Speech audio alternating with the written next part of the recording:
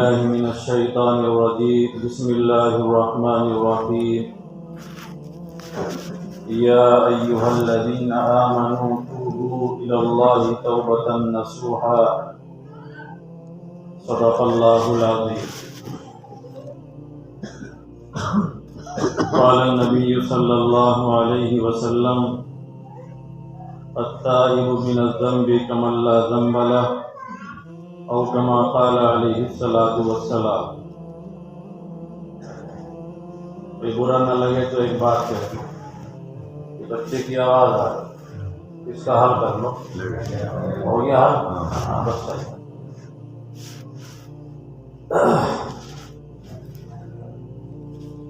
شعبان کا مہینہ ہے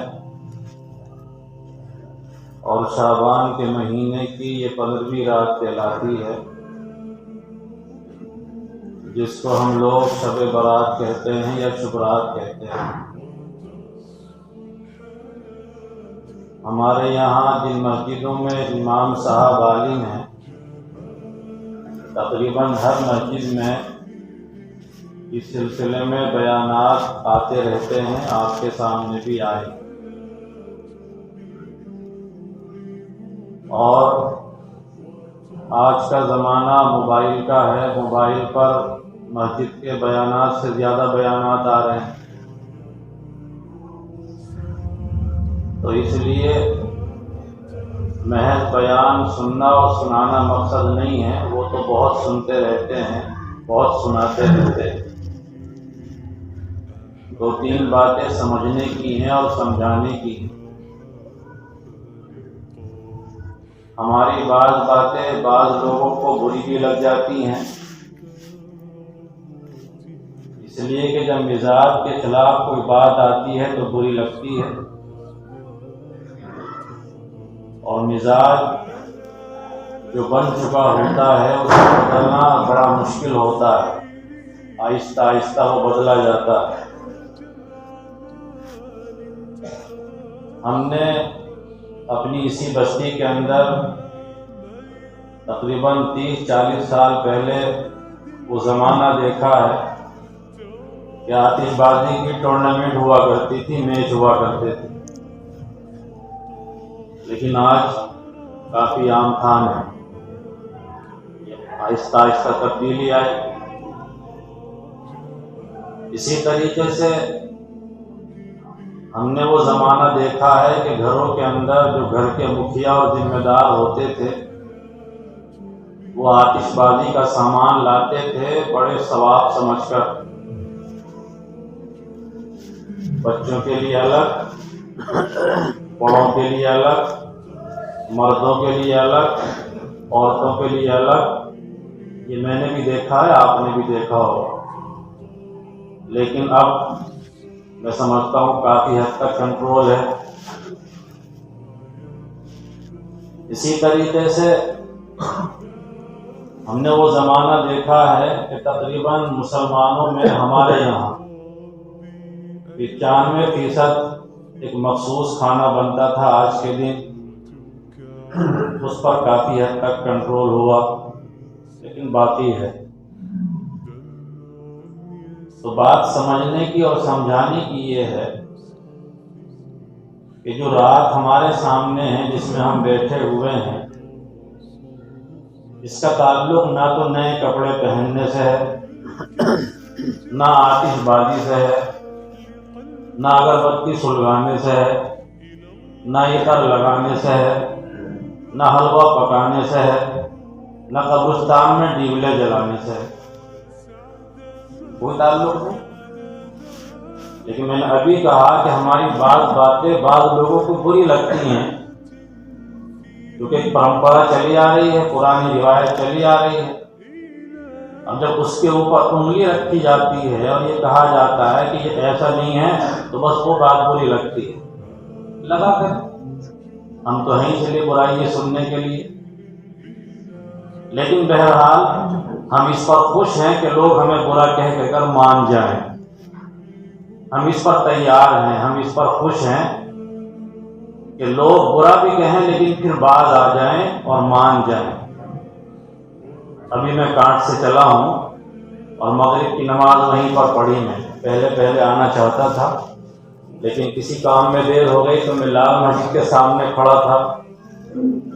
تو نماز سے پہلے میں نے دیکھا بچیوں کو، چھوٹی چھوٹی بچیوں کو، وہ اپنا ٹیرے ڈھک ڈھک کے دو ادھر سے جا رہی، دو ادھر سے جا رہی، دو ادھر سے جا رہی، دو ادھر سے جا رہی. پرمپرا کی باقی ہے. اس کے بعد میں مغرب کی نماز کے بعد میں کھڑا رہا تو ایک منی میٹرو ملا اور اتفاق سے وہ ادھر کو نکل کے یہیں تک آیا، ٹھنڈی مسجد تک. تو صحیح بات یہ ہے کہ میں تو قبرستان شاید کہ نہیں گئے اس زمانے سے آج کی رات میں، لیکن آج ادھر جب نکلنا ہوا تو وہاں پر ایک چھوٹا سا قبرستان ہے پرلی سائیڈ میں. ٹھنڈی مسجد سے جب آگے چلیں گے تو اس چوراہے کے بیچ میں اس سائیڈ میں جو پلیا ہے وہاں پر میں نے دیکھا کہ وہ جو ہے ڈیبلے جل رہے ہیں دیوالی کی طرح. تو یہ تو کوئی چیز نہیں. شب برات کا ڈیبلے جلانے سے کیا تعلق بھائی؟ اس کے بعد میں جب ان کو دیکھا ہمارے جو سواری بیٹھی ہوئی تھی تو وہ آپس میں کہنے لگے کہ میاں آج تو بیری کے پتے بہت بکتے ہوں گے. تو ان میں سے ایک نے کہا کہ نہیں بکتے نہیں، فری میں مل جاتے ہیں. تو میں نے ڈرائیور سے پوچھا مجھے کیا ہوتا ہے بیری کے پتوں کا؟ ایسے آہستہ سے پوچھا. کہنے لگے کہ وہ بیری کے پتے پانی میں ڈال کے گرم کر کے نہاتے ہیں. یار مردوں کو نہلایا جا. تو صحیح بات یہ ہے، مجھے نہیں پتا تھا واقعتاً، یہ والی بات مجھے آج پہلی مرتبہ معلوم ہوئی. رات میرے پاس میں 11 بجے ایک فون آیا جو رات گزری ہے وہیں کانٹ میں سے کہ امام صاحب ایک بات تو بتلاؤ. میں نے کہا کیا؟ کہ وہ ہماری اہلیہ یوں کہہ رہی ہیں کہ بیری کے پتے پانی میں ڈال کے گرم کر کے اگر نہا لیں گے تو 1 سال کے گناہ معاف ہو جائیں گے. میں نے کہا ایک بھی معاف نہیں ہونے کا. 1 سال کے نہیں، 1 دن کے 1 منٹ کے معاف نہ ہونے کا. مگر میں کہہ رہا تھوڑا شاید ہینڈ نہیں کر پتا ادھر موبائل سنانے کے لیے میں نے 2-4 باتیں اور کہیں. مگر گرم مت کرو آپ، پھر ٹھنڈے پانی میں نہلاؤ جنوری کے مہینے میں، پھر زیادہ معاف ہوں گے. بتائیے کچھ دکھ ہے. ابھی تک ہم انہی چیزوں میں پڑے ہوئے ہیں. تو یہ وہ باتیں ہیں جو ہمارے سماج اور معاشرے کے اندر نہیں ہونی چاہیے. شب برات کا تعلق ان چیزوں سے کچھ نہیں ہے. ہاں شب برات کا مطلب یہ ہوتا ہے کہ عبادت کی رات. کئی ساری حدیثیں ہمارے سامنے ہیں، ہمارے بزرگوں کی زندگی ہمارے سامنے ہے. ہمارے بزرگوں نے احادیث کی روشنی میں عبادت کی ہے. لہذا عبادت اس کا نام ہے کہ ہم لوگ نماز پڑھیں. عبادت اس کا نام ہے کہ ہم لوگ قرآن کریم کی تلاوت کریں.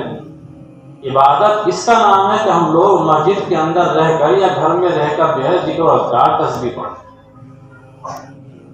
لیکن آج یہ بھی بہت دکھ کے ساتھ بات کہنی پڑتی ہے کہ ہمارے یہاں جاگنے کا تو اہتمام ہوتا ہے مسلمانوں میں، لیکن جاگتے زیادہ ہیں، عبادت کم کرتے ہیں. اور بہت افسوس ہوتا ہے کہ جب اگلے دن کو اخبار میں خبریں لگتی ہیں کہ فلاں حلقے کے اندر، فلاں چھیتر کے اندر 3 نوجوانوں کو گرفتار کر لیا پولیس نے رات میں. کیوں صاحب؟ وہ جو ہے دنگا مستی کر رہے تھے، ڈھیلے پھینک رہے تھے. ڈھیلے پھینکنے سے شب برات کا کیا تعلق؟ کسی کے جو ہے ڈھیلے مارنے سے شب برات کا کیا تعلق؟ اپنے کوئی بیچارے بزرگ سوئے ہوئے ہیں ان کو جو ہے جگانے کا کیا تعلق؟ اور پھر غیر مسلم علاقے کے اندر جانے کے بعد میں شور شرابہ کرنا، ہنگامہ کرنا، اس کا شب برات سے کیا تعلق؟ اور پھر وہ کچھ کہتے ہیں تو شکایت ہوتی ہے، لو میاں ہمارے تہوار پہ ایسا کر رہے ہیں. ہمارا کوئی تہوار ایسا نہیں ہے جس کے اندر پولیس کی ضرورت پڑے. آپ لوگوں نے کتنا بڑا اجتماع کر لیا، کوئی ضرورت پڑی اس کے اندر؟ وہ آئے ہیں اپنے فارمیلٹی پورا کرنے کے لیے، ان کو آنا تھا، لیکن کوئی مسئلہ نہیں. تو عبادت کے اندر تو کوئی شور شرابہ، کوئی ہنگامہ ہے ہی نہیں. عبادت کے اندر کوئی شور شرابہ ہنگامہ نہیں ہے، اور اگر کہیں پر شور شرابہ اور ہنگامہ ہے تو اس کا نام عبادت ہی نہیں، وہ عبادت نہیں ہے، وہ پھر کچھ اور ہے۔ تو اس لیے ہمارے مسلمان بھائیوں کو چاہیے کہ وہ آج کی رات میں اس طریقے سے اپنا وقت باہر ضائع نہ کریں، اور ضائع نہیں بلکہ حقیقت یہ ہے کہ ایسے ایسے کام ہمارے نوجوان کرتے ہیں کہ ثواب تو کیا بلکہ اس کے اوپر الٹا گناہ ان کو ملتا ہے۔ یہ والی بات مجھے عرض کرنی ہے اور سمجھانی ہے، بہت مختصر انداز میں نے یہ والی بات کہی۔ اس کے بعد میں ایک دوسری بات عرض یہ کرنی چاہتا ہوں، اور یہ والی بات آج کے لیے نہیں بلکہ اب ہمارے سامنے رمضان آ رہا ہے، اور حقیقت یہ ہے کہ شعبان کا مہینہ رمضان کے مہینے کی تیاری کا مہینہ ہے۔ حدیث پاک کے اندر آتا ہے جناب رسول اللہ صلی اللہ علیہ وسلم پریکٹس کرتے تھے، مشق کرتے تھے رمضان کی۔ کیا مطلب؟ بھئی رمضان کے مہینے میں سب سے پہلے نمبر پر تو روزے رکھنے ہیں، مسلسل رکھنے ہیں، بیچ میں ایک دن کی بھی ناغہ نہیں ہے نا، لہذا اس کی مشق اللہ کے نبی اس مہینے سے کرتے تھے کہ کبھی چھوڑ دیے، کبھی رکھ لیے، کبھی چھوڑ دیے، کبھی رکھ لیے، روزے رکھا کرتے تھے۔ لہذا ایک کام ہمیں یہ کرنا چاہیے، پورے مہینے کے اندر جو ہے وہ روزوں کا اہتمام کبھی کبھی کرنا چاہیے۔ 30 دن ہوتے ہیں، 28 دن ہوتے ہیں، تو 15 یا 10 دن تو روزے رکھنے چاہیے، یہ ہونا چاہیے۔ اسی طریقے سے اللہ کے نبی علیہ السلام جو ہے قرآن کی تلاوت خوب کیا کرتے تھے، لمبی لمبی نمازیں پڑھا کرتے تھے۔ یہ ساری کی ساری چیزیں جو ہوتی تھی وہ آنے والے رمضان کے مہینے کی مشق ہوا کرتی تھی۔ تو بہرحال ہمارے یہاں اب تو چاہے کچھ کریں نہ کریں، لیکن الحمدللہ یہ بڑی اچھی بات ہے، اللہ تعالیٰ قبول کر لے کہ مسلمانوں کی بڑی تعداد رمضان کے مہینے میں اللہ تعالیٰ کی عبادت کرتی ہے نا بھائی؟ اس میں تو کوئی دو رائے نہیں۔ ٹھیک ہے کچھ لوگ روزہ رکھتے ہیں، کچھ نہیں بھی رکھتے، لیکن میرے خیال سے نماز تو سبھی پڑھتے ہیں، اللہ ماشاءاللہ کوئی ہوگا بیچارہ، لیکن نماز تو سبھی پڑھتے ہیں، اور جو حضرات قرآن پڑھنے جانتے ہیں وہ قرآن بھی پڑھتے ہیں، اور باقی اس کے علاوہ تسبیح تو ہر کوئی پڑھ لیتا ہے۔ اللہ کا کرنا کوئی بالکل آسان ہے، کوئی مسئلہ نہیں ہے اس کے اندر، تو سبحان اللہ سبحان اللہ، یہ اللہ کا ذکر ہے۔ اور ہماری مائیں اور بہنیں بھی کثرت کے ساتھ میں عبادت کرتی ہیں، قرآن پڑھتی ہیں اور نماز بھی پڑھتی ہیں۔ ایک بات جو مجھے عرض کرنی ہے وہ یہ کہ وہ آج کی رات ہو یا جو رمضان کا مہینہ آ رہا ہے، اس میں ایک نماز پڑھنے کا اہتمام کرتے ہیں مسلمان، جس کو صلاۃ التسبیح کہا جاتا ہے۔ ابھی ہر مسجد میں تقریباً امام صاحب کے پاس جائیں گے، کچھ لوگ وہ طریقہ بتلا دو ذرا صلاۃ التسبیح کا، اچھی بات ہے، میں اس کے اوپر کوئی اعتراض نہیں کر رہا ہوں، لیکن میں ایک بات سمجھانی چاہتا ہوں۔ بات سمجھنے کی اور سمجھانے کی یہ ہے کہ یہ جو نماز ہے صلاۃ التسبیح، یہ نفلی نماز ہے، اور نفلی نماز کا مطلب یہ ہوتا ہے کہ اگر اس کو کیا جائے گا، پڑھا جائے گا تو ثواب ملے گا، ثواب سے خالی نہیں ہے، ثواب ملے گا، لیکن اگر اس کو نہ پڑھا جائے تو گناہ کی بات نہیں ہے، گناہ کی بات ہے۔ بلکہ میں اسی کے ساتھ جوڑ کر ایک بات کہہ دوں جو مجھے یاد آ گئی، یہ جو اب شب برات ہے ہمارے سامنے، اس کے اندر جو عبادت ہے یا کل کے دن کا جو روزہ ہے، یہ روزہ اور یہ عبادت بھی نفلی عبادت ہے۔ اس کا مطلب یہ ہے کہ اگر کوئی آدمی کرتا ہے تو بہت اچھا، ثواب ملے گا، اور اگر کوئی آدمی نہیں کرتا ہے بلکہ عشاء کی نماز پڑھ کے پاؤں پھیلا کے گھر جا کر سو جاتا ہے اور صبح فجر کی نماز جماعت سے پڑھ لیتا ہے تو بھی اچھا، کوئی حرج کی بات نہیں، کوئی گناہ کی بات نہیں۔ نفلی کا مطلب یہی ہوتا ہے نفلی نماز کا۔ جیسے میں مثال دوں، مغرب کی نماز میں 3 فرض امام صاحب نے پڑھائے، اس کے بعد 2 سنتیں پڑھ کے یہ جا سکتا ہے، 2 نفلیں میرے خیال میں سب نے چھوڑ دی، تقریباً 2-4 بزرگ ہمارے پڑھتے رہ جاتے ہیں، بس کوئی حرج کی بات نہیں۔ اگر پڑھیں گے تو ثواب ملے گا، لیکن اگر نہیں پڑھی 2 نفل تو اس کے اوپر کوئی گناہ کی بات نہیں۔ اسی طریقے سے عشاء کے اندر بھی ہے، تو جو نفل نماز ہوتی ہے اس کا یہ حکم ہے، اشراق کی نماز ہے، اشراق کی نماز بھی نفل نماز ہے، مغرب کی نماز کے بعد اوابین کی نماز ہے، وہ بھی نفل نماز ہے۔ یہ اسی طریقے سے تقریباً 9-10 بجے دن میں صبح میں جو ہے وہ چارج کی نماز ہے، وہ بھی نفلی نماز ہے۔ یا اسی طریقے سے صبح تہجد کی جو نماز ہے سحری کے وقت میں، وہ بھی نفلی نماز ہے۔ اگر یہ نفلی نمازیں پڑھی جائیں گی تو ثواب ملے گا، ثواب سے خالی نہیں ہے، لیکن اگر نہ پڑھی جائے تو کوئی گناہ والی بات نہیں۔ اگر یہ والی بات آپ کی سمجھ میں آ گئی ہے تو پھر سمجھیے آپ کہ جو آج کی رات ہے، یہ شب برات، صبح رات جس کو ہم لوگ بولتے ہیں، اس رات کی پوری عبادت بھی سیم اسی طریقے کی ہے کہ نفلی عبادت ہے۔ اگر کریں گے تو ثواب ملے گا، لیکن اگر نہیں کریں گے تو کوئی گناہ والی بات نہیں۔ لہذا ایک بات یاد رکھیے، اگر کوئی آدمی نفل نماز پڑھ رہا ہے تو بہت اچھی بات ہے، اس کی قدر کرنی چاہیے، اس کو اچھا ہی سمجھنا چاہیے، برا نہیں سمجھنا چاہیے۔ لیکن یہ والا آدمی کہ جس نے نفل نماز پڑھی ہے، اس دوسرے بندے کو جو گھر جا کر سو گیا ہے عشاء کی نماز پڑھ کے اور صبح وہ فجر کی نماز پڑھے گا، اس کو برا نہیں سمجھنا چاہیے۔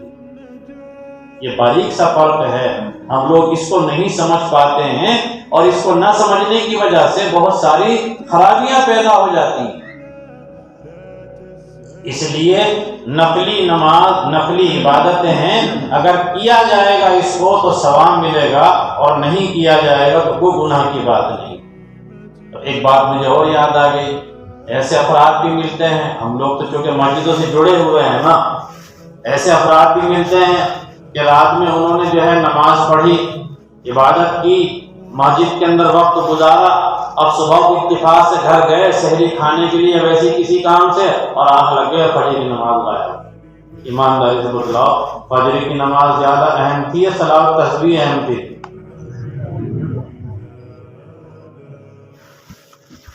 بس یہ والی بات سمجھنے کی ہے۔ ایک وہ مسلمان کہ جو عشاء کی نماز جماعت سے پڑھ رہا ہے اور گھر جا کر سو رہا ہے، اور فجر کی نماز پھر جماعت سے پڑھ رہا ہے، اس کی فجر کی نماز نہیں چھوٹ رہی ہے، ایک تو یہ ہے۔ اور دوسری طرف یہ ہے کہ جس نے مغرب کی نماز بھی پڑھی، عشاء کی نماز بھی پڑھی، اور عشاء کی نماز کے بعد میں 2, 2:30, 3 بجے تک جاگتا رہا، اس نے مسجد کے اندر نماز بھی پڑھی، قرآن بھی پڑھا، پھر باہر بھی ٹہلا، وہ الگ مسئلہ ہے، لیکن گھر جا کر سو گیا اور فجر کی نماز چھوٹ گئی، تو آپ بھی خود فیصلہ کر لیجئے کہ کون سا بندہ اللہ کی نظر میں اچھا ہو۔ لہٰذا ایسا نہیں ہونا چاہیے، بس تھوڑا کھا لو اور تھوڑی عبادت کر لو، لیکن فجر کی نماز نہیں چھوٹنی چاہیے۔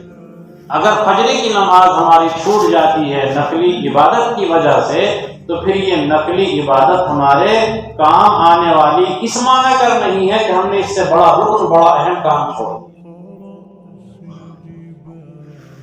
تو میں ایک بات یہ سمجھانی چاہتا تھا کہ صلاۃ التسبیح کا اہتمام ہمارے یہاں ہوتا ہے، اچھی بات ہے، اسی طریقے سے اور نفلی نمازوں کا بھی اہتمام ہوتا ہے، بہت اچھی بات ہے، لیکن ایک بات میں یہ تقریباً کئی سال سے کہہ رہا ہوں، رمضان کے مہینے میں بھی کہتا ہوں، اور شب رات کے موقع پر بھی کہتا ہوں، آج یہاں بھی کہہ رہا ہوں، اور جہاں بھی مجھے موقع ملتا ہے میں ایک بات کہتا ہوں۔ وہ بات یہ ہے کہ آپ حضرات بار بار یہ بات سنتے ہیں کہ اللہ تبارک و تعالیٰ کے یہاں نماز کا حساب کتاب ہوگا، سنتے نہیں سنتے؟ ہمارے یہاں جماعت کا کام ہے، اور تقریباً ہر جماعت میں کئی مرتبہ یہ بات آتی ہے کہ نماز سب سے بڑی عبادت، نماز سب سے اہم عبادت، اور اللہ تبارک و تعالیٰ کے یہاں حدیث پاک کا مفہوم بھی ہے، سب سے پہلے نماز کا حساب کتاب ہوگا، اگر نماز ٹھیک نکلی تو باقی اعمال بھی ٹھیک نکلتے چلے جائیں گے، اور نماز ٹھیک نہ نکلی تو باقی اعمال کے اندر آدمی پھنستا چلا جائے گا۔ تو نماز کے ٹھیک نکلنے کا مطلب کیا ہے؟ نماز کے ٹھیک نکلنے کا مطلب اور نماز کے حساب کتاب کا مطلب سب سے پہلا یہ ہے کہ 5 نمازیں فرض تھی، یہ بتلاؤ 5 پڑھی کہ نہیں پڑھی، یہ ہے سب سے پہلا مطلب۔ لہذا اب ہمارے کتنے مسلمان ہیں جن کی نمازیں چھوٹی ہوئی ہیں، ہے نا بھائی؟ میں بھی اس میں ہو سکتا ہوں، آپ میں بھی کچھ ہو سکتے ہیں، اور کچھ ایسے بھی ہوں گے جن کی نہیں چھٹی ہوئی ہے لیکن وہ کم، لیکن جن کی نمازیں چھٹی ہوئی ہیں وہ زیادہ ہیں۔ ایسے بھی ہیں جن کی 2-3 سال کی چھٹی ہوئی ہے، بالغ ہونے سے لے کے اب تک، ایسے بھی ہیں جن کی اور زیادہ چھٹی ہوئی ہیں، لیکن بہرحال تقریباً اکثر 99% مسلمان وہ ہیں جن کی نمازیں چھوٹی ہوئی ہیں۔ تو میں ایک بات یہ عرض کیا کرتا ہوں بھائیوں کہ ہمارے ان مسلمان بھائیوں کو چاہیے کہ جن کے ذمے نمازیں باقی ہیں، فرض نمازیں باقی ہیں، کہ وہ ان فرض نمازوں کا جو چھوٹی ہوئی ہیں ادا کرنے کا اہتمام کریں، فکر کریں، ان کو قضا کرنے کی فکر کریں اور نفل نماز کو مؤخر کر دیں، ذرا سا آگے بڑھا دیں۔ کیوں؟ یہ بات سمجھنے کی کیوں؟ اس لیے کہ میں نے عرض کیا کہ اللہ تبارک و تعالیٰ کے یہاں نفل نماز کام دے گی، لیکن وہ کام اتنا دے گی کہ جہاں پر ہمارے یہاں فرضوں میں کوئی کمی کوتاہی نظر آئی۔ کمی کوتاہی کا مطلب کیا ہوتا ہے؟ خشوع خضوع کے اعتبار سے کمی کوتاہی ہو گئی۔ چھوٹنا کمی کوتاہی نہیں کہلاتا۔ کمی کوتاہی کا مطلب یہ ہے کہ رکوع سجدے کے اندر کوئی کمی ہو گئی، قیام کے اندر کوئی کمی ہو گئی، قرات کے اندر کوئی کمی ہو گئی، جس کی وجہ سے نقصان آ گیا نماز کے اندر، جس کو کہیے کہ خوبصورتی کے اندر کمی ہو گئی۔ نماز کی خوبصورتی کے اندر اگر کمی ہوئی ہے، اس کی پورتی نفل نمازوں کے ذریعے سے کی جائے گی، اس کی پورتی نفل نمازوں کے ذریعے سے کی جائے گی۔ لیکن اگر نماز مکمل چھوٹی ہوئی ہے، ایک آدمی کی نماز چھوٹ گئی فجر کی مثال کے طور پر، اب وہ فجر کی نماز نہ پڑھے اور اشراق کی نماز پڑھ لے آ کر 4 رکعت، 4 اور پڑھ لے چاش کی اور 4 صلاۃ التسبیح کی پڑھ لے، اس نے 12 رکعت پڑھ لی۔ یہ 12 نہیں بلکہ 1000 نفل نمازیں پڑھ لے۔ یہ 1000 نفل نماز آج جو صبح فجر کی نماز چھوٹی ہے اس کی طلاق، اس کی پورتی نہیں کر سکتی۔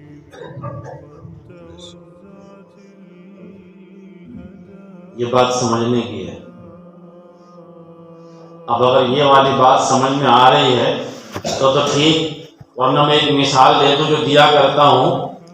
ہمارے یہاں 2 ٹائم تو کھانا کھاتے ہیں، بعض جگہ 3 ٹائم بھی کھاتے ہیں۔ دوپہر میں کھانا کھاتے ہیں، شام میں کھانا کھاتے ہیں، اور کھانے میں عام طور سے روٹی اور سالن یا چاول اور سالن، یہ مین چیزیں ہیں۔ مہمان آیا، اسی کھانے کو خوبصورت بنانے کے لیے ہم کچھ اور آئٹم بھی تیار کرتے ہیں، لیکن اصل یہی چیز ہے۔ دسترخوان پہ روٹی ہوگی، دسترخوان پہ چاول ہوں گے، اور اس کے ساتھ میں کم سے کم ایک سالن ہوگا، دال یا شوربہ جو بھی آپ رکھ لیں۔ یہ بنیادی چیز ہے، یہ فرض درجے کی چیز ہے۔ باقی جس کو خوبصورت بنانے کے لیے اور آئٹم ہوتے ہیں، بھئی ایک چٹنی جو ہے ٹماٹر کی بنا لی، ایک جو ہے اچار کی چٹنی بنا لی، مولی بھی کاٹ لی، گاجر بھی کاٹ لی، دہی بھی رکھ لی، وہ بھی بنا لیا، یہ بھی بنا لیا، تھوڑا زردہ بھی بنا لیا، تھوڑا سا میٹھے، یہ سارے آئٹم جو ہے بعد کے ہیں خوبصورت بنانے کے لیے۔ یہ سمجھیے یہ نفل ہیں، اور فرض تو ہماری روٹی اور چاول ہے۔ ایمانداری سے بتلاؤ، دسترخوان پہ جو ہے ایک مہمان آیا ہوا ہے، میں ہوں یا آپ ہوں، آپ مجھے کھلائیں یا میں آپ کو کھلاؤں، اور دسترخوان پہ روٹی تو ہوگے نا، چاول تو ہوگے نا، اس کے ساتھ میں سالن تو ہوگے نا، اور چٹنی اور یہ اور وہ تمام ملائے بلائے رکھی بھی ہیں، تو مہمان یہ کہے گا میں تم نے دعوت کری یا دعوت کری؟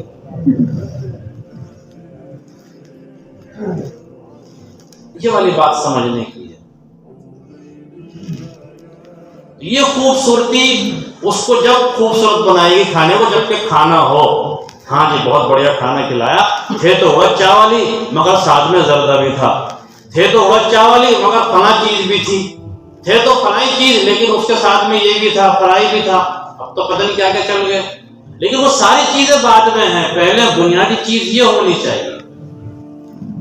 اسی طریقے سے اگر ہمارے نامہ اعمال کے اندر اتنی ساری نفل نمازیں ہیں کہ ڈھیر ساری ہیں، اور ادھر جو ہے فرض نمازیں چھوٹی ہوئی ہیں، تو بتلائیے بعض پرس اور پوچھ تاچھ اور سب سے پہلے حساب کتاب جو نماز کا ہے وہ فرض نماز کا ہے۔ ہم لوگ دھوکے میں پڑے ہوئے ہیں۔ لیکن میں نے شروع میں عرض کیا کہ میرا مقصد کہنے کا ہرگز یہ نہیں ہے کہ ہم جو ہے نفل نماز نہ پڑھیں، نہیں پڑھیں، نفل نماز پڑھیں، لیکن بس یہ والی بات سمجھتے چلیں کہ نفل نماز یہاں کام دے گی، لیکن کام جب دے گی جب کہ یہ ہو ہمارے پاس میں۔ اس لیے میں ایک بات یہ کہا کرتا ہوں، ہر جگہ کہہ رہا ہوں، ہمارے حضرت مفتی صاحب نوگامی دامت برکاتہم فرمایا کرتے ہیں کہ ہمارے جن مسلمان بھائیوں کے ذمہ فرض نمازیں باقی ہیں وہ حساب کتاب جوڑیں اپنی زندگی کا، خاص طور سے 15 سال سے لے کے اب تک کا۔ ایک آدمی کی 30 سال کی عمر ہے، وہ خود جانتا ہے کہ میں نے کتنی نمازیں پڑھی ہیں، کتنی چھوڑی ہیں، کون کون سی نماز زیادہ چھوڑی ہے، کون کون سی نماز کم چھوڑی ہے، وہ خود جانتا ہے۔ اپنا قلم لے کے بیٹھے، کاپی لے کے بیٹھے، خود لکھنا نہ جانتا ہو لکھنے والے کو پاس میں لے کے بیٹھے، اور اس کے بعد میں حساب کتاب جوڑے 15 سال کا۔ اس لیے کہ 15 سال تک تو بچہ رہتا ہے، نابالغ رہتا ہے، لیکن 15 سال کے بعد میں وہ بالغ ہو گیا، اس کے اوپر احکام نافذ ہو گئے، لہذا اب اس کو حساب لگانا ہے کہ میری کتنی نمازیں باقی ہیں جو چھوٹ گئی۔ میرے علم میں ہے ایسے افراد جنہوں نے حساب کتاب لگایا، خاص طور سے ہمارا جو جماعت کا کام ہے اس جماعت کے اندر تو بہت سارے افراد ایسے ملتے ہیں کہ ان کی مستقل شاید کہ 12 مہینوں میں سے 10 مہینے کی نمازیں چھوٹی ہوئی تھی۔ ایک تو رمضان کا سب پڑھی لیتے ہیں، میں نے ابھی عرض کیا، باقی اس کے علاوہ ایوریج اگر لگایا جائے تو بس پورے 11 مہینوں میں 1 مہینہ بیٹھ رہا تھا جو نمازیں پڑھی ہیں، ورنہ 10 مہینے کی نمازیں چھوٹی ہوئی ہیں ان کی۔ لیکن جماعت میں لگنے کے بعد جب ان کی سمجھ میں بات آئی، فکر پیدا ہوئی، اب انہوں نے حساب کتاب جوڑا، 10 15 سال کی نمازیں قضا کر لی لوگوں نے، الحمدللہ قضا کر لی۔ تو یہ اسی کو بولتے ہیں قضاء عمری۔ قضاء عمری ایک لفظ سنا ہوگا آپ نے، قضاء عمری۔ تو قضاء عمری کا مطلب یہ ہوتا ہے زندگی کی عمر کی چھوٹی ہوئی نمازوں کو قضا کرنا، فرض نمازوں کو قضا کرنا، فرض نمازوں کو قضا کرنا۔ اس کے اندر وتر بھی قضا ہوتے ہیں اور فرض قضا ہوتے ہیں، سنتیں آگے پیچھے کی جو ہوتی ہیں وہ قضا نہیں ہوتی، وہ نہیں پڑھی جاتی۔ میری بات سمجھ میں آ رہی ہے؟ آ رہی ہے، الحمدللہ، خدا کرے کہ آ جائے۔ لہذا آپ لوگ یہ کام کریں، اپنا حساب کتاب لگائیں، کاپی قلم لیں، لکھ کر رکھ لیں کہ میرے ذمہ 800 نمازیں بیٹھ رہی فجر کی، سب سے زیادہ فجر کی نماز چھوٹتی ہے آدمی کی، اور سب سے زیادہ آدمی نماز پڑھتا ہے مغرب کی سب سے کم چھوٹتی ہے۔ سردی کے موسم میں جو ہے عشاء کی نماز مکمل چھوٹ جاتی ہے، گرمی کے موسم میں فجر کی نماز مکمل چھوٹ جاتی ہے، 4:55 پہ جماعت کھڑی ہوتی ہے گرمی کے موسم میں فجر کی۔ تو اس لیے جو ہے کہاں آنکھ کھل رہی، اور جہاں راتوں کو 3 بجے موبائل چلایا جا رہا ہو اور فجر کی اذان ہونے پر آدمی جو ہے سو رہا ہو، وہ کیسے اٹھ کے نماز پڑھ لے گا؟ سب سے زیادہ نمازیں فجر کی چھوٹتی ہیں مسلمانوں کی، اور سب سے کم نمازیں جو ہے مغرب کی چھوٹتی ہیں، اس لیے کہ مغرب میں عام طور سے پڑھی لیتے ہیں۔ تو اس لیے حساب کتاب لگائیں، لکھ لیں باقاعدہ کاپی پر، اور اس کے بعد میں آپ ادا کرنا شروع کریں۔ اور ادا کرنے کا طریقہ یہ ہے، اس میں ایک چوک ہوتی ہے ہمارے بھائیوں سے، وہ میں بتلائے دیتا ہوں۔ بعض لوگ جب ادا کرنی شروع کرتے ہیں چھوٹی ہوئی نمازیں، بس ویسے ہی نیت باندھ لیتے ہیں، ویسے نیت نہیں باندھنی، بلکہ اس کے اندر نیت یہ کرنی ہے۔ مثال کے طور پر آپ اپنی ظہر کی نماز پڑھنی چاہتے ہیں جو آپ کے ذمہ 500 نمازیں ہیں، 400 نمازیں ہیں، 300 نمازیں ہیں، تو آپ اس میں یہ نیت کریں کہ یا اللہ میرے ذمہ جو ظہر کی 300 نمازیں ہیں ان میں سے سب سے پہلی والی نماز پڑھ رہا ہوں، اللہ۔ اب 300 میں سے ایک نماز نکل گئی، پھر اگلے دن کو آپ اسی طریقے سے نیت کریں گے، یا اللہ میرے ذمہ جو نمازیں باقی ہیں ظہر کی ان میں سب سے پہلی والی نماز میں قضا کر رہا ہوں، اب ایک ادھر سے ایک نماز وہ ادا ہو جائے گی۔ تو اس طریقے سے ادھر کی ادا ہو کے سب سے پہلی یہ بچی، یہ ادا ہونے کے بعد سب سے پہلی یہ بچی، یہ ادا ہونے کے بعد سب سے پہلی یہ بچی۔ اس طریقے سے نیت کرنی ہے آپ کو، تب نماز پڑھنی ہے، خالی یوں ہی نہیں بتا کے جو ہے نیت باندھ لی، ایسے نماز نہیں ہوتی۔ اور ہمارے حضرت مفتی صاحب فرماتے ہیں کہ اگر کسی آدمی نے یہ کام شروع کر دیا اور اس نے جو ہے اپنی زندگی کی نماز قضا کرنی شروع کر دی اور ابھی پوری نہیں ہو پائی تھی کہ اتفاق سے اسی درمیان میں موت آ گئی، کیونکہ موت بھی تو آ سکے، موت کا تو پتہ نہیں ہے نا، ایک دم سے کب کیا ہو جائے، لو جی اٹیک ہوا اور خبر آ گئی صبح کو واٹس ایپ پہ کہ میں فلاں صاحب کا انتقال ہو گیا۔ ہمارے مقتضیٰ فرماتے ہیں کہ اگر اسی درمیان میں آدمی کی موت آ جاتی ہے کہ وہ نمازیں قضا کر رہا تھا چھوٹی ہوئی، تو کل جب اللہ تبارک و تعالیٰ کے دربار میں حساب کتاب ہوگا نمازوں کا، تو کم سے کم یہ بندہ یہ کہہ سکتا ہے اللہ تبارک و تعالیٰ سے، یا اللہ میں نے تو اپنا کام شروع کر دیا تھا تھوڑا تھوڑا ہلکے ہلکے، آپ نے مجھے بلا لیا. تو یہ عذر اللہ تعالیٰ کے یہاں چل جائے گا، اور اللہ کی ذات سے پھر امید ہے کہ اللہ تبارک و تعالیٰ اس کو چھوڑ دیں گے کہ ہاں صحیح کہہ رہا ہے یہ بندہ، اس نے روزانہ جو ہے 5 نمازیں قضا کرنی شروع کر دی تھی، اگر اس کی زندگی اور ہوتی تو یہ ساری نمازیں قضا کر لیتا، چلو جاؤ ہم نے تمہیں چھوڑ دیا. لیکن اگر کسی آدمی نے فکر ہی نہیں کی تو پھر تو ظاہر سی بات ہے کہ حساب کتاب تو ہونا ہے. اب وہ پھر آگے اللہ جانے کہ اللہ تبارک و تعالیٰ کیا کرتا ہے کیا نہیں کرتا. تو یہ والی بات بھی مجھے آپ حضرات کو عرض کرنی تھی. 2 باتیں میں نے آپ حضرات کے سامنے عرض کی. ایک تو یہ میں دوبارہ لوٹا رہا ہوں، شب برات یہ عبادت کرنے کا نام ہے. باقی جو چیزیں ہم نے جوڑ رکھی ہیں ادھر ادھر کی، ان سب چیزوں کا نام شب برات نہیں ہے. ان سب چیزوں کو چھوڑنا چاہیے، ختم کرنا چاہیے. بس یہ کرنا چاہیے کہ ہمیں عبادت کرنی چاہیے. اور میں نے بتلایا کہ عبادت بھی نفلی ہے، فرض نہیں ہے. اگر کوئی بندہ کرتا ہے تو بہت اچھا، اور اگر کوئی نہیں کرتا ہے تو ہم اس کو برا نہ سمجھیں، اس کو حقیر نہ سمجھیں. اور دوسری بات میں نے عرض کی کہ آج کی رات ہو یا آنے والا رمضان کا مہینہ ہو، نفلی نمازوں کا ہم لوگ اہتمام کرتے ہیں، کریں، شوق سے کریں، لیکن اسی کے ساتھ ساتھ ہم فکر کریں اپنی چھوٹی ہوئی نمازوں کی. یا تو ایسا کر لیں کہ نفلی نمازیں بند کر دیں، اور ان نفلی نمازوں کے اوقات میں ہم جو ہے اپنی چھوٹی ہوئی نمازیں، فرض نمازیں ادا کریں، تو میں سمجھتا ہوں کافی ساری نمازیں ہماری ادا ہو جائیں گی. یا تو ایسا کر لیں، اور یا ایسا کر لیں تھوڑی سی محنت کر کے کہ زیادہ کام وہ کریں پچھلا والا اور تھوڑا کام یہ والا کریں، یعنی کہ نفلی نمازیں کم پڑھیں اور زیادہ نمازیں وہ والی پڑھیں. میری بات کا یہ مطلب ہرگز نہ سمجھا جائے کہ مولوی سراج آئے تھے نفل پڑھنے کو منع کر گئے، نہ، ایسا نہیں ہے. باہر چرچے ہوتے ہیں، لو میاں اب ایک نیا مسئلہ آ گیا. نیا مسئلہ نہیں ہے، پرانا مسئلہ ہے، بات سمجھنے کی ہے. تو 2 باتیں سمجھ میں آ گئی بھائی. تیسری بات، میں نے ایک آیت پڑھی ہے قرآن کریم کی، اللہ تبارک و تعالیٰ نے اس کے اندر ارشاد فرمایا، اے ایمان والو توبہ کرو.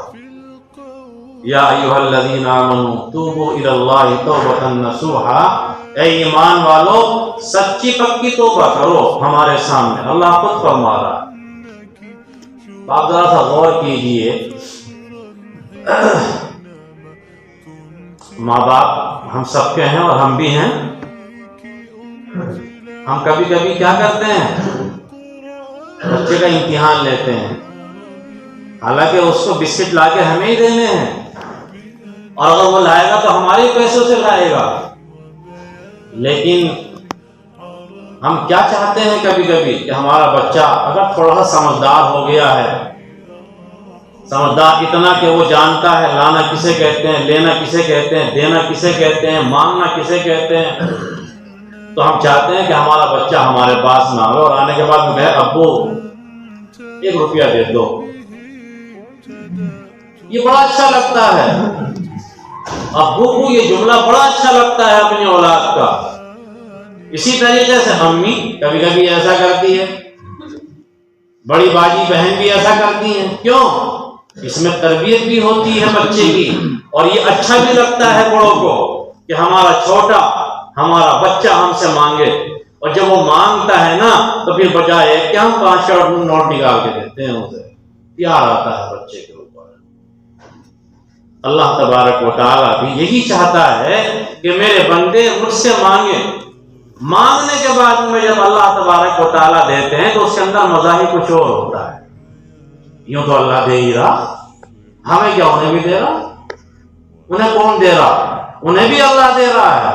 جو اللہ کو نہیں مانتے ہیں غیر ایمان والے، ان کو بھی اللہ دے رہا ہے. ارے ان کو چھوڑو، جانوروں کو بھی اللہ دے رہا ہے. ہمارے یہاں بھینس پلتی ہیں، گائے پلتی ہیں، بکریاں پلتی ہیں، ان کو کون دے رہا؟ اللہ دے رہا ہے. اور ان کو چھوڑو، جو کتے ہیں، جو بلی ہیں، جو شیر ہیں، جو چیتے ہیں، جو درندے ہیں، ان کو بھی اللہ تبارک و تعالیٰ دے رہا ہے۔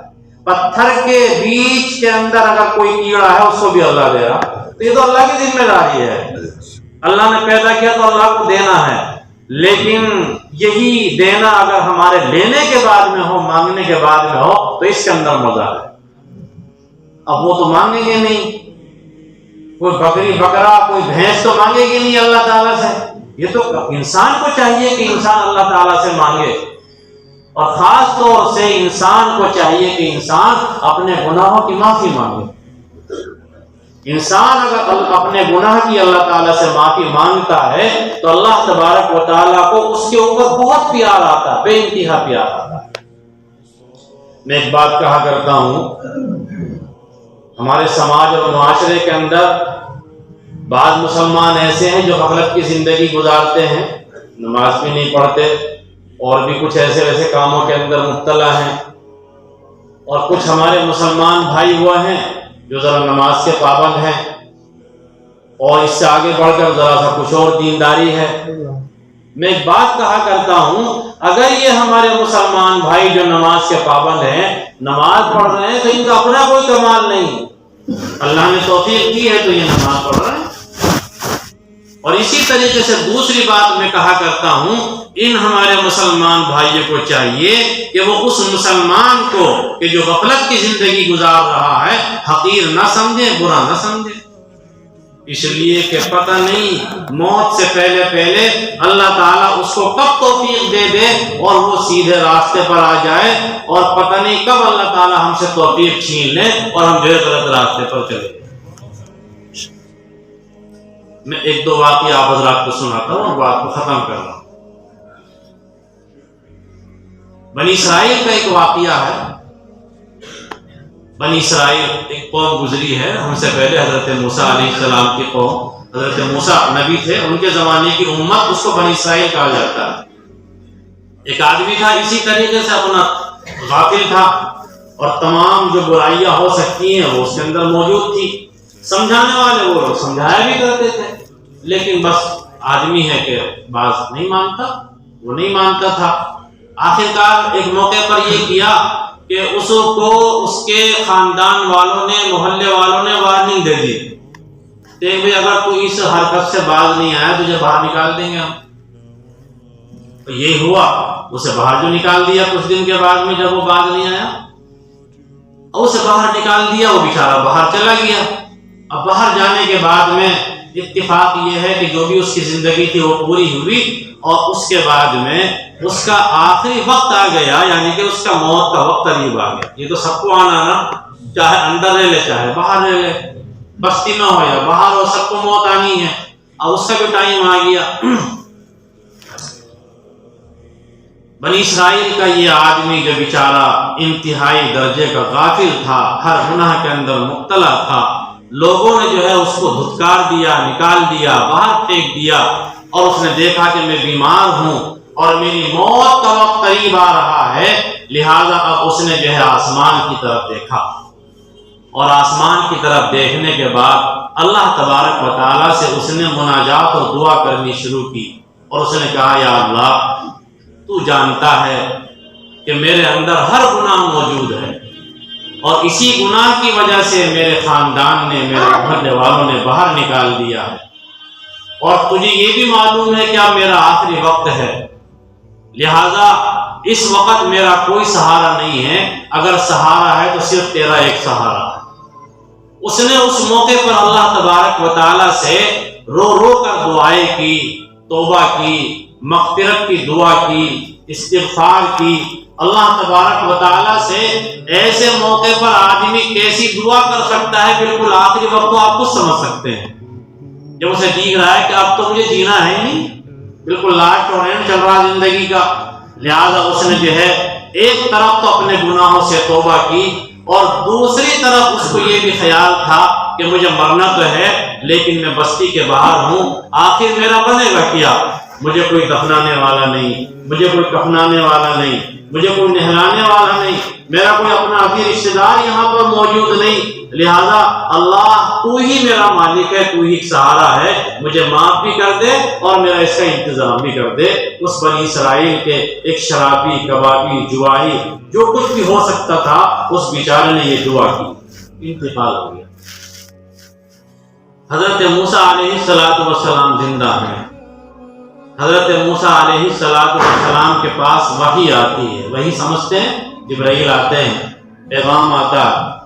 حضرت موسیٰ علیہ السلام کو اللہ تبارک و تعالیٰ کا یہ حکم آتا ہے کہ موسیٰ آپ فلاں جگہ پر جائیے، اور جانے کے بعد وہاں دیکھیے ہمارا ایک ولی، غور کیجئے ذرا سا الفاظ پر، ہمارا ایک ولی، ہمارا ایک نیک بندہ وہاں پر مرا ہوا پڑا ہے، آپ اس کی تجہیز و تکفین کا انتظام کیجئے، آپ اس کو نہلائیے، کفنائیے، اس کو دفن کیجئے۔ حضرت موسیٰ علیہ السلام وہاں پر پہنچے، اور پہنچنے کے بعد میں یہ کام کیا۔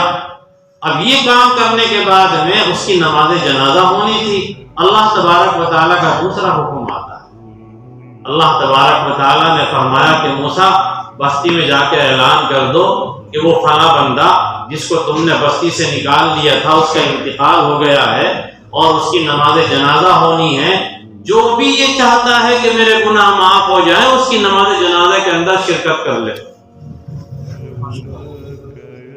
حضرت موسیٰ علیہ السلام نے جا کر اعلان کیا۔ اب وہ اعلان کرنے پر لوگ آ تو گئے، اس لیے کہ یہ تو سودا بڑا سستا ہے کہ نماز جنازہ پڑھنے سے جو ہے سارے گناہ معاف ہو رہے ہیں، اور حضرت موسیٰ علیہ السلام فرما رہے ہیں، لیکن یہ سوال تو دل کے اندر باقی تھا کہ یا اللہ، یہ آخر وہ بندہ ہے کہ جو سارے عیبوں کے اندر مبتلا تھا، لیکن اس مقام پر کیسے پہنچ گیا کہ آج اس کی نماز جنازہ پڑھنے سے ہم گناہگاروں کے گناہ معاف ہو رہے ہیں۔ حضرت موسیٰ سے سوال کیا کرنے والوں نے، اور کرنے کا حق بھی تھا، کرنا بھی چاہیے تھا۔ حضرت موسیٰ علیہ السلام کو پتہ نہیں تھا کہ یہ کون بندہ ہے کون نہیں ہے، ان لوگوں نے بتلایا کہ یہ ایسے ایسے تھا، اسی طریقے سے ہم نے اس کو نکالا، یہ بات نہیں آیا تو ہم نے بستی سے باہر کر دیا۔ حضرت موسیٰ علیہ السلام نے اللہ تبارک و تعالیٰ سے یہ بات عرض کی کہ یا اللہ، اسی طریقے سے لوگوں نے بتلایا ہے، اور یہ تو ایسا بندہ تھا آپ کا، لیکن آج یہ بات سمجھ میں نہیں آ رہی کہ آپ کا اتنا بڑا ولی اور مقرب بندہ کیسے بن گیا کہ اس کی نماز جنازہ پڑھنے سے لوگوں کے گناہ معاف ہو۔ اللہ تبارک و تعالیٰ نے حضرت موسیٰ علیہ السلام کو جواب میں ارشاد فرمایا کہ موسیٰ، بات یہ ہے جو لوگ کہہ رہے ہیں بالکل صحیح کہہ رہے ہیں، اس کے اندر ہر عیب موجود تھا، کوئی برائی ایسی نہیں تھی جو اس کے اندر نہ ہو، لیکن بات یہ ہے کہ جب موت کا وقت اس کا آیا ہے اور اس نے میری طرف کو دیکھ کر، آسمان کی طرف کو دیکھ کر جو اس نے مجھ سے فریاد کی ہے، جو اس نے مجھ سے توبہ کی ہے، دعا کی ہے، اب تم ہی بتلاؤ، اس آخری وقت میں یہاں پر کوئی نہیں تھا اور میرا بندہ مجھ سے فریاد کر رہا ہے، تو پھر اس کے علاوہ، میرے علاوہ اس کی فریاد سننے والا تھا کون؟ اور میں بھی نہ سنتا تو پھر ان بندوں میں اور مجھ میں فرق کیا رہ گیا؟ حضرت موسیٰ علیہ السلام نے لوگوں سے بتلایا، اور لوگوں نے اپنا جو ہے نماز جنازہ پڑھی، اور اس کے بعد میں اس کی تجہیز و تکفین ہو گئی۔ دیکھیے، اور ایک بات پہ دھیان دینا آپ لوگ، کتنے اکثر لوگ ایسے ہیں کہ وہ بیماری کے اندر مبتلا ہوتے ہیں، اس میں نیک بھی ہیں اور جو بد سمجھے جاتے ہیں وہ بھی ہیں، دوسری زبان میں کہہ لو جو نماز کے پابند ہیں وہ بھی ہیں، اور جو نماز نہیں پڑھتے وہ بھی ہیں۔ تقریباً زیادہ تر افراد 90% موت سے پہلے بیماری کے اندر مبتلا ہوتے ہیں، اور جب آدمی بیمار ہوتا ہے تو اللہ کہتا ہے، نہیں کہتا ہے اے اللہ، وہ تو اللہ کہہ رہا ہے اللہ، اور ہم اسے برا بھلا کہہ رہے ہیں۔ اس کا یہ اللہ کہنا اگر اللہ کو پسند آ گیا تو اس کا تو کام اسی اللہ کے اوپر بن گیا، اور ہم اسے برا کہہ کے کہ جو ہے اس کی جگہ پر کھڑے ہو رہے ہیں۔ اس لیے میں یہ بات کہا کرتا ہوں کہ ہمیں کسی بھی آدمی کو جو ہے برا بھلا نہیں کہنا چاہیے، حقیر نہیں سمجھنا چاہیے، اس لیے کہ ایک جملہ آتا ہے العبرۃ بالخواتین، اعتبار آخری وقت کا ہے۔ آخری وقت میں اگر بندہ سچی پکی توبہ کر کے جا رہا ہے اور اللہ نے اس کی توبہ قبول کر لی تو وہ اللہ کا نیک بندہ بن کر جا رہا ہے۔ اور ہم نماز پڑھنے والے، اور میں اپنے آپ کو کہوں روزہ رکھنے والے، داڑھی رکھنے والے، اور ہم حافظ قرآن یا آگے بڑھ کر کہوں ہم لوگ مولوی اور علماء، اگر نہ پڑھے لوگ کو، غیر پڑھے لکھے لوگوں کو برا بھلا سمجھنے لگیں، حقیر سمجھنے لگیں، تو ظاہر سی بات ہے اللہ تبارک و تعالیٰ کے نزدیک یہ بات ہماری اچھی نہیں ہے۔ ہمیں علم اس لیے تھوڑے دیا کہ ہم تمہیں برا بھلا حقیر سمجھیں، ہم نے داڑھی اس لیے تھوڑی رکھی کہ نہ داڑھی رکھنے والوں کو حقیر سمجھیں، ہم نے نماز اس لیے تھوڑی پڑھی کہ نماز نہ پڑھنے والوں کو برا بھلا کہیں۔ نہیں، اسلام کے اندر اس کی اجازت نہیں ہے، بہت مضبوطی کے ساتھ بات کہنے کی ہے، ہر جگہ کہنے کی ہے۔ آج یہ بہت بڑی بیماری ہمارے سماج کے اندر آئی ہے کہ جو ذرا سا نماز پڑھنے لگا میاں اس کو حقیر سمجھنے لگا، اور جملے ایسے ایسے آتے ہیں اللہ معاف کر میاں ہاں یہ تو پتہ نہیں اس کی قبر میں کیڑے پڑیں گے، استغفر اللہ استغفر اللہ، انا للہ و انا الیہ راجعون۔ کیڑے پڑیں گے تو ساتھ میں یہ جاوے گا، وہ جانے کیا ہوگا۔ اور پھر ایک حدیث پاک مجھے یاد آ گئی، میں سناتا چلوں۔ آپ نے دیکھا کہ باپ کے مقابلے میں ماں کے اندر زیادہ شفقت ہوتی ہے اولاد کی، اور کہیں زیادہ ہوتی ہے، بہت زیادہ ہوتی ہے، بہت زیادہ ہوتی ہے۔ اور اسی لیے میں ایک بات کہا کرتا ہوں، شاید کہ بری بھی لگ جاتی ہے، ماں کا مقام زیادہ ہے باپ کے مقابلے، ماں کا درجہ زیادہ ہے باپ کے مقابلے میں۔ ہاں، باپ کی خدمت کم کر لو اگر کرنی ہے تو ماں کی خدمت زیادہ کرنی چاہیے۔ ماں کے مقام اور مرتبے کو باپ تو پہنچ ہی نہیں سکتا۔ اور میں نے کہا یہ بات شاید بری لگے، لیکن بری نہیں لگنی چاہیے، میں بھی ایک باپ ہوں۔ کیوں یہ بات کہی جا رہی ہے؟ میاں 9 مہینے کا تصور کر کے دیکھو، جب ایک ماں نے اپنے پیٹ کے اندر بچہ رکھا ہے، ایک ماں نے اپنے پیٹ کے اندر جب بچہ رکھا ہے 9 مہینے تک، پہلے 1 کلو کا، پھر 2 کلو کا، پھر 4.5 کلو کا، آپ اپنے ہاتھ کے اندر صرف 2 کلو کا وزن جو ہے 1-2 مہینے مسلسل یوں لے کے دکھلا دیں، باہر ہاتھ کے اندر صرف یوں لے کے دکھلا دیں، نہیں لے سکتے، نہیں لے سکتے۔ اور پھر جب وہ بچے کی پیدائش ہوتی ہے، زندگی اور موت کے درمیان میں ایک ماں جو ہے لٹکی بھی رہتی ہے، پار بھی ہو سکتا ہے، پار بھی ہو سکتا ہے، کیسا بھی ہو سکتا اور ہو جاتا ہے۔ آپ دیکھ رہے ہیں ہاسپٹل میں کیسا واپس نہیں آئی، بچہ تو آ گیا لیکن ماں نہیں آئی۔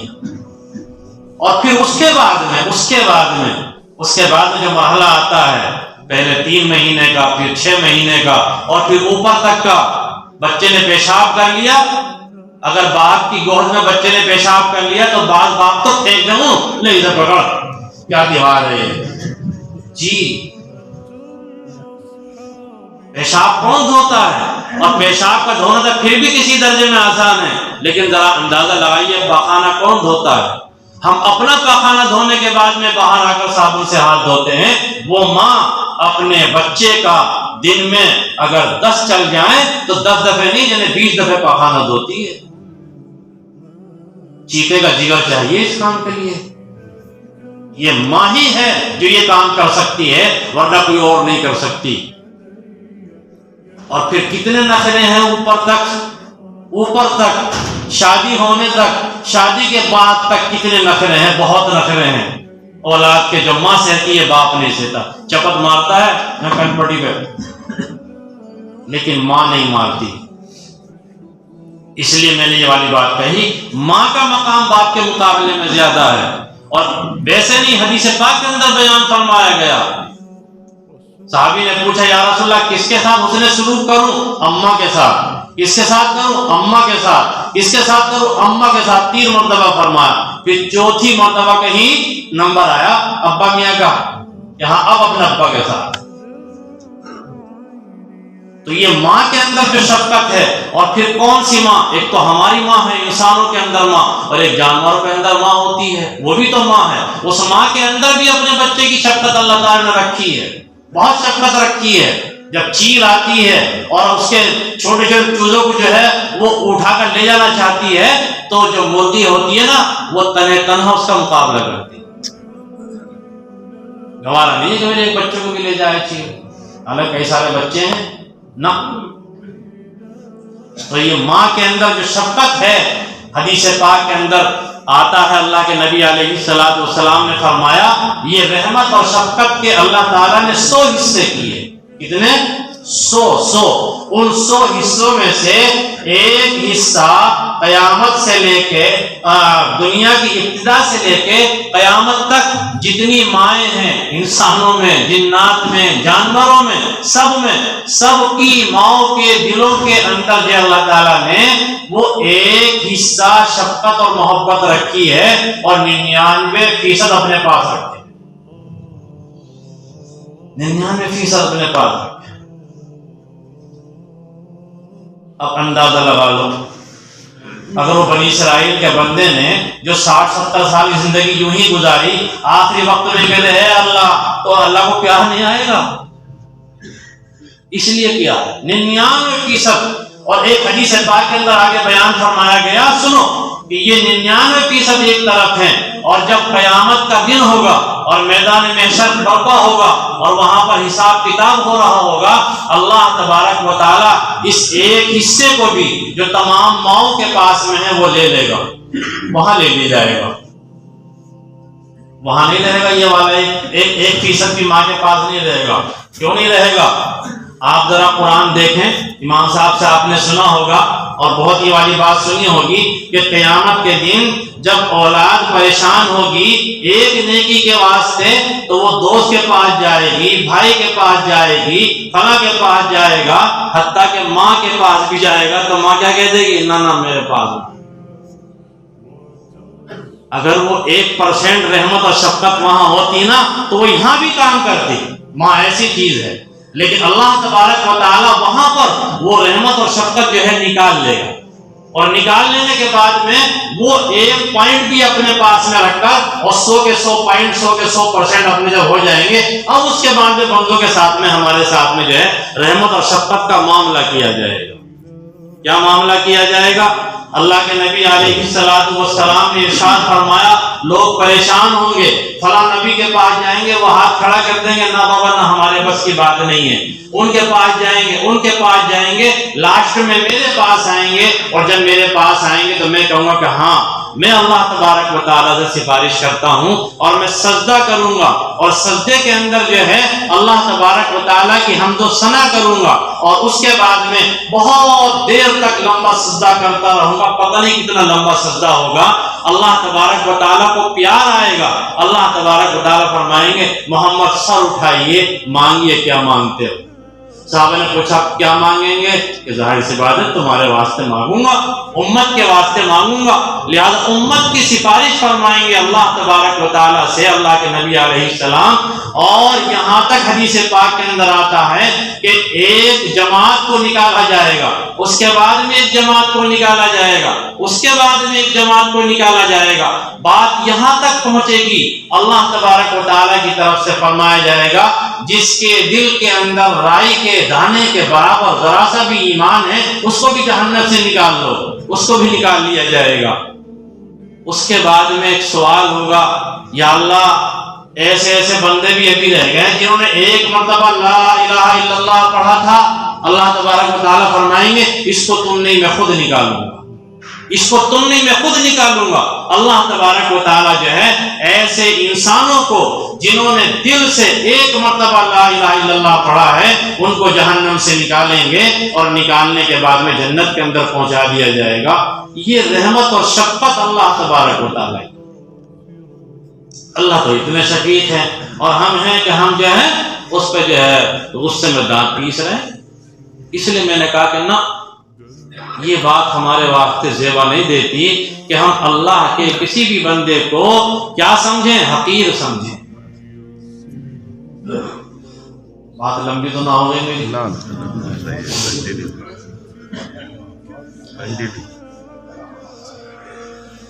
ایک بندہ شراب پی کر پڑا ہوا تھا، آپ نے بھی دیکھا ہوگا، شراب جب زیادہ پی لیتے ہیں وہ چاہے کوئی بھی ہو، مومن ہو یا غیر مومن ہو، تو بس پھر وہ ایسے ہی پڑ جاتے ہیں کہیں کہیں۔ ایک اللہ والے گزر رہے تھے، اور جب وہ گزر رہے تھے تو انہوں نے دیکھا کہ یہ اللہ کا ایک بندہ ہے اور اس کے منہ پہ مکھیاں بھنک رہی، مکھیاں، یہ ہوتا بھی ہے۔ اس کو اٹھایا، کیا سوچ کر اٹھایا؟ اللہ کی مخلوق ہے، اور مخلوق نہیں بلکہ انسان ہے، اشرف المخلوق ہے یہ، شراب پینے والا بھی اشرف المخلوق ہے، یاد رکھیے یہ والی بات۔ انسان جو اشرف المخلوقات کہا گیا ہے کہ سب سے بہترین مخلوق اس انسان میں سب ہیں، یہ نہیں کہ میں ہی ہوں اور آپ ہی ہیں، بس سب ہیں، شراب پینے والا بھی ہے، اور مجھے کہنے دیجیے زنا کرنے والا بھی ہے، چوری کرنے والا، سبھی ہیں، اور غیر ایمان والا بھی ہے، غیر ایمان والا بھی ہے۔ اس کو اٹھایا، اٹھانے کے بعد میں گھر لے گئے، اور لے جانے کے بعد میں اس کا منہ دھویا پہلے، اس کا منہ ہاتھ صاف کرا، اور جو بھی گندگی لگی ہوئی تھی سب صاف کر کے، وہ تو بے ہوش تھا، اسے ایک طرف لٹا دیا۔ کچھ دیر کے بعد میں جب ہوش آیا، گھنٹوں کے بعد میں اس نے دیکھا کہ میں یہاں ہوں، بڑی اچھی جگہ ہے، تو اسے تھوڑی سی شرمندگی بھی ہوئی کہ یہ ٹوپی والے اور یہ اللہ والے اور یہ مجھے یہاں لیا ہے، تو تھوڑا سا شرمندہ ہوا۔ لیکن وہ بزرگ نے فرمایا کہ بیٹا شرمندہ ہونے کی کوئی ضرورت نہیں، تم ہمارے بھائی ہو، ہم تمہارے بھائی ہیں، اور تم وہاں ایسے سے پڑے تھے، پتہ نہیں کیا بات تھی، ہم تمہیں اٹھا کے لیا ہے، سو جاؤ، اور سونا ہو تو آرام سے سو جاؤ۔ کہ نہیں حضرت میں گستاخی کی معافی چاہوں گا، میں تو بڑا ویسا آدمی ہوں، آپ مجھے کہاں لیا؟ کہ نہیں کوئی بات نہیں۔ اس کے بعد میں اس کو تھوڑا سا نہلایا دھلایا، کپڑے پہنائے اور کھانا وانا کھلایا، اور اس کے بعد میں اس سے 2-4 بات کی۔ کوئی اس کی حقارت نہیں ہے دل کے اندر، کوئی طنز نہیں ہے، کوئی فکر نہیں کسے جا رہے، کوئی برا بھلا نہیں کہا جا رہا۔ کیوں؟ اور ہم بھی جیسے ہیں، یہ بھی ہم جیسا ہے، یہ اللہ کی مخلوق ہے، یہ انسان ہے۔ اس بیچارے کے اوپر ان 2-4 باتوں کا ایسا اثر ہوا کہ اس نے اسی وقت جو ہے توبہ کی اور عہد کیا کہ حضرت میں اللہ تعالیٰ کو گواہ بنا کر، آپ کو گواہ بنا کر توبہ کرتا ہوں کہ آئندہ جن عیبوں کے اندر میں مبتلا تھا ان کے قریب نہیں جاؤں گا۔ اور اس کے بعد میں وہی بیچارہ شرابی کبابی جو ہے آگے چل کر اللہ کا ایک بڑا نیک بندہ اور ولی بنا۔ لو جی، یہ شرابی اللہ کا نیک بندہ بن گیا۔ ہم ہیں کہ برا بھلا کہیں، اس لیے ہمیں برا بھلا کہنے کی ضرورت ہے۔ اور پھر اللہ تبارک، میں نے ابھی عرض کیا، اللہ تبارک و تعالیٰ جو ہے کسی کی بھی سن سکتا ہے، سب کی سنتا ہے، کسی کو بھی قبول کر سکتا ہے، اور کبھی بھی کر سکتا ہے، بالکل آخری وقت میں بھی کر سکتا ہے، کوئی مسئلہ نہیں ہے، کوئی پریشانی کی بات نہیں ہے۔ اور یاد رکھیے کبھی کبھی معمولی سی چیز اللہ کے یہاں کام آ جاتی ہے۔ بشر حافی رحمۃ اللہ علیہ ایک بزرگ ہیں، بشر حافی، یہ بھی ایسے تھے بیچارے، بددین، شرابی کبابی۔ اب شراب پی کر جو ہے اپنے ایسے چلے جا رہے تھے، ذرا سا کچھ ہوش ہے کچھ نہیں ہے۔ اب چلتے راستے میں ایک پرچہ نظر آیا، پرچہ، اور وہ پرچہ کیا تھا؟ جیسے آج ہمارے یہاں پرچے کہیں کہیں پڑے رہتے ہیں، کہیں جو ہے قاعدے کا پرچہ پڑا رہتا ہے، کہیں قرآن کا پرچہ پڑا رہتا ہے، کہیں اور کاپی کا پرچہ پڑا رہتا ہے، کسی کے اوپر بسم اللہ لکھی رہتی ہے، کسی کے اوپر اللہ لکھا رہتا ہے، کسی کے اوپر محمد لکھا رہتا ہے۔ اب اس بیچارے نے جو ہے آدمی نے دیکھا، ہلکا ہلکا ہوش تھا کہ یہ اللہ کا نام اس کے اوپر لکھا ہوا ہے۔ اس نے اٹھایا اور اٹھانے کے بعد میں ایسے رکھ دیا، رکھ ہی دیتے ہیں آج بھی ہمارے یہاں الحمدللہ، کافی یہ رواج ہے کہ اس طریقے کے ورقے کو اٹھا کر یوں رکھ دیتے ہیں۔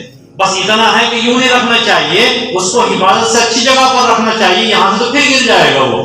بہرحال اس بندے نے اٹھا کر رکھ دیا۔ اللہ تبارک و تعالیٰ کی طرف سے انتظام ہوتا ہے، یہ گھر جانے کے بعد میں سوتا ہے، اور سوتے ہوئے اس کے کانوں کے اندر ایک آواز آتی ہے کہ بشر حافی، تم نے ہمارے نام کی قدر کی، تم نے ہمارے نام کی عزت کی، نیچے سے اٹھا کر اس کو اوپر رکھ دیا۔ ہم نے یہ فیصلہ کیا ہے کہ ہم بھی اب تمہاری قدر کریں گے کہ تم کو نیچے سے اٹھا کر آسمان پہ لے جائیں گے، یعنی کہ مقام اور مرتبے کے اعتبار سے اونچا کریں گے۔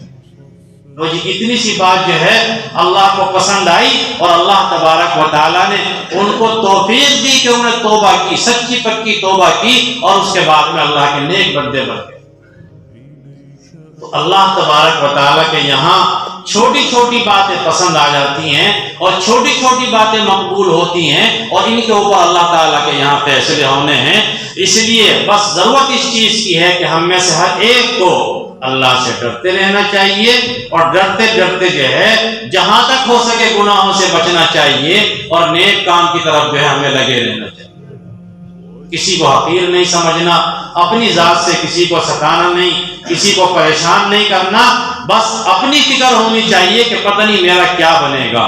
یہ فکر ہوگی تو اللہ تبارک و تعالیٰ کے یہاں کسی معمولی سی نیکی کے اوپر بھی جو ہے کام بن جائے گا۔ یہ میں نے ابھی کہا نا کہ میں نفل نماز پڑھنے کے لیے منع نہیں کر رہا ہوں۔ ایک آدمی جو کبھی نماز نہیں پڑھتا، آج کی رات میں اگر نفل نماز پڑھ رہا ہے، وہ مبارکباد کا مستحق ہے، ہماری نظر میں وہ اچھا بندہ ہے، ہم اس کو غلط نہیں کہہ رہے ہیں۔ اس لیے کہ ہو سکتا ہے کہ آج کی شب برات کی 2 رکعت نفل اللہ تبارک و تعالیٰ کے یہاں اس کے مقبول ہو جائے، اور اللہ کہے انہوں نے ویسے تو نماز پڑھی نا، چل تیری جو نماز تھی نا وہی ہم نے قبول کر لی، جا۔ اس لیے کسی بھی نفل نماز کو، کسی بھی تلاوت کو ہم غلط نہیں کہہ سکتے، لیکن ایک توجہ دلانے والی بات ہے، ہمیں یہ فکر ہونی چاہیے کہ ہم نفل نمازوں کے ساتھ، نفلی عبادت کے ساتھ ساتھ اس کی فکر کریں اور کوشش کریں کہ ہمارے ذمے جو فرض نمازیں باقی ہیں اس کی ادائیگی کی ہم لوگ ترتیب بنائیں اور اس کو کرنا شروع کریں۔ ایک آخری بات بس اور کہنی ہے، 5 منٹ باقی رہ رہے ہیں، ہے نا بھائی؟ میری نظر ہے گھڑی پر۔ آخری بات یہ ہے، دیکھو یہ حقوق العباد ہیں، نماز، روزہ، حقوق العباد، حقوق اللہ کے حقوق۔ ایک حقوق العباد ہوتے ہیں، بندوں کے حقوق، بندوں کے حقوق۔ بندوں کے حقوق میں خاص طور سے مالی حقوق آتے ہیں، چغلی آتی ہے، غیبت آتی ہے، کسی کو ستانا آتا ہے، آبرو ریزی آتی ہے۔ ہم نے خواہ کسی کو ستایا، اس کا حق دبا دیا، ہم نے کسی کے پیسے دبا لیے، اس کا حق دبا لیا، ہم نے کسی پر ناحق ظلم کر دیا، یہ اس کا حق دبا لیا۔ یہ وہ چیزیں ہیں، یہ والی بات بھی یاد رکھنے کی ہے، اور بہت اچھی طرح یاد رکھیے کہ اللہ تبارک و تعالیٰ کے یہاں حقوق اللہ جو ہیں وہ اللہ کے اختیار میں ہیں۔ اللہ تعالیٰ کتنا معاف کرے، کتنے کے اوپر پکڑ کرے، یہ اللہ جانے، لیکن حقوق العباد کا مسئلہ اس سے کہیں زیادہ اہم ہے۔ ہمیں دنیا کے اندر ان کی ادائیگی کی فکر کرنی چاہیے، ورنہ اللہ کے یہاں ان حقوق کو ادا کرنا پڑے۔ یہ بات یاد رکھیے، بندوں کے حقوق اگر ہمارے ذمہ ہیں، اللہ کے یہاں وہ ادا کرنے پڑیں گے۔ وہ ہماری نمازوں سے، یاد رکھیے ہمارے حج سے، عمرے پر عمرے کرنے سے، اسی طریقے سے ہماری نفلی نمازوں سے وہ بندوں کے حقوق معاف ہونے والے نہیں ہیں۔ وہ بندوں کے حقوق معاف ہونے والے نہیں ہیں، وہ بندوں کے حقوق تو بندوں کو وہاں پر ادا کرنے پڑیں گے۔ بلکہ حدیث پاک کے اندر یہاں تک آتا ہے، ایک سینگ والی بکری نے بے سینگ والی کو مارا ہوگا، اللہ تبارک و تعالیٰ دونوں بکریوں کو ہمارے سامنے لائیں گے، اور بے سینگ والی بکری کو سینگ دیں گے، اور سینگ والی بکری کے سینگ ختم کریں گے، اور اس سے کہا جائے گا اپنا بدلہ لے، یہاں وہاں بدلہ دلوایا جائے گا۔ تو اس لیے جانور حالانکہ مکلف نہیں ہے شریعت کے، لیکن انسانوں کو دکھلانے کے لیے سب کچھ کیا جائے گا۔